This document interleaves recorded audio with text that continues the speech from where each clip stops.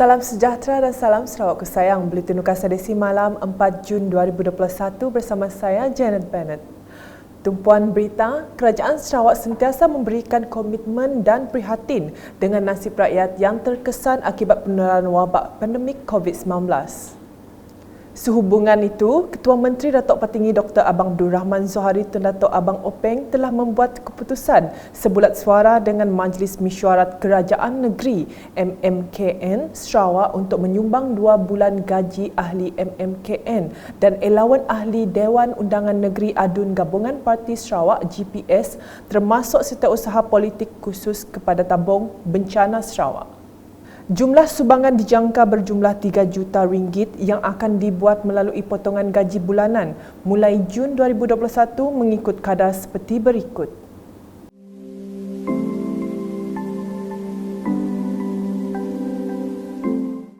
Selain itu, Kerajaan Sarawak juga memutuskan penjawat awam Sarawak akan turut menyumbang sejumlah imbuhan tetap keraian ITK selama 2 bulan mulai Julai 2021 seperti berikut.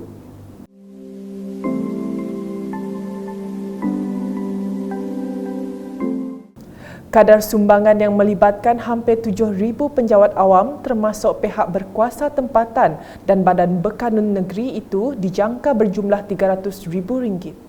Bagaimanapun, anggota Barisan Hadapan yang terlibat secara langsung bagi pembendungan serta pengawalan wabak COVID-19 adalah dikecualikan. Seterusnya, mengenai bantuan makanan bantuan khas Sarawak Kusayang BKSS 6.0 di Dewan Undangan Negeri Dun Pantai Damai. Menteri Muda di Jabatan Ketua Menteri Hal Ehwal Islam dan DBKU merangkap Menteri Muda Utiliti Bekalan Air Sarawak, Datuk Dr. Abdul Rahman Junaidi telah menyempurnakan program penyerahan bantuan tersebut pada Khamis. Beliau yang juga Adun Pantai Damai memberitahu bantuan tersebut merupakan inisiatif Kerajaan Sarawak melalui BKSS 6.0 seperti yang diumumkan Ketua Menteri baru-baru ini. Penerima bantuan adalah melibatkan Ketua Isi Rumah KIR B40 daripada 43 buah kampung termasuk taman perumahan di kawasan Dun Pantai Damai berdasarkan senarai yang diberikan Ketua Masyarakat dan Ketua Kaum KMKK.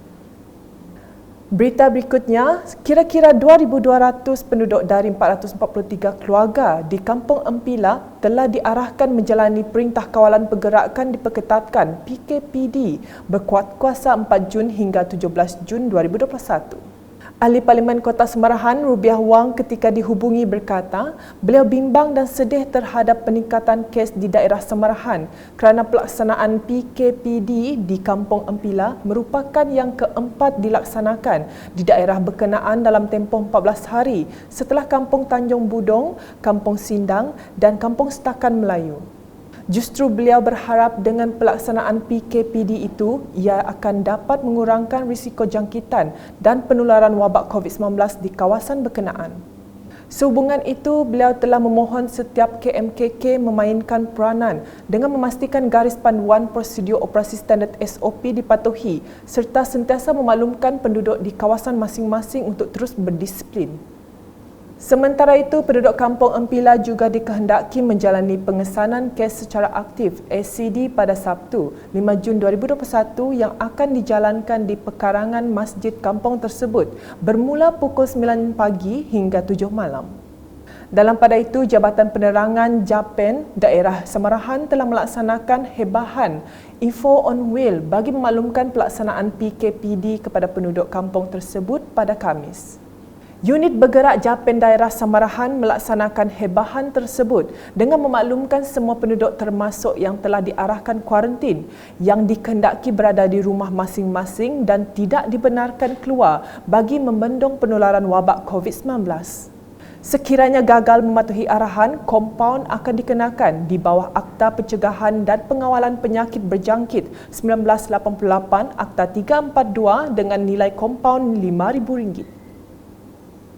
Berita selanjutnya, Ketua Masyarakat dan Ketua Kaum KMKK, Tuai Rumah dan Jawatan Kuasa Kemajuan dan Keselamatan Kampung JKKK Kampung Picin Kuhung, Tesu Kura diminta melakukan pemantauan di dalam kampung masing-masing. Ini bertujuan memastikan tiada pelanggaran SOP oleh penduduk sepanjang pelaksanaan Perintah Kawalan Pergerakan PKP. Selain itu, Sekatan Jalan Raya SJR turut diadakan Jabatan Sukarelawan Malaysia (RELA) bagi mengawal pergerakan keluar masuk di kampung tersebut. Pada masa sama, pemasangan spanduk juga diadakan di setiap lokasi strategik kampung berkenaan sebagai tanda amaran peringatan untuk berwaspada serta langkah berjaga-jaga. Beralih ke berita mengenai program vaksinasi COVID-19 kebangsaan di Song. Warga emas, pesakit kronik dan orang awam antara penerima dos pertama suntikan vaksin sempena program imunisasi COVID-19 kebangsaan daerah Song yang diadakan pada Khamis.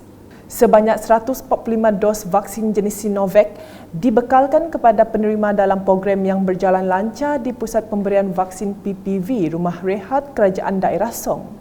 Pemberian dos kedua akan dilaksanakan pada 24 Jun nanti dengan penerima disarankan agar kekal mematuhi SOP walaupun sudah menerima vaksin tersebut. Program vaksinasi COVID-19 di Song akan diteruskan dan ianya bergantung kepada jumlah vaksin yang dibekalkan.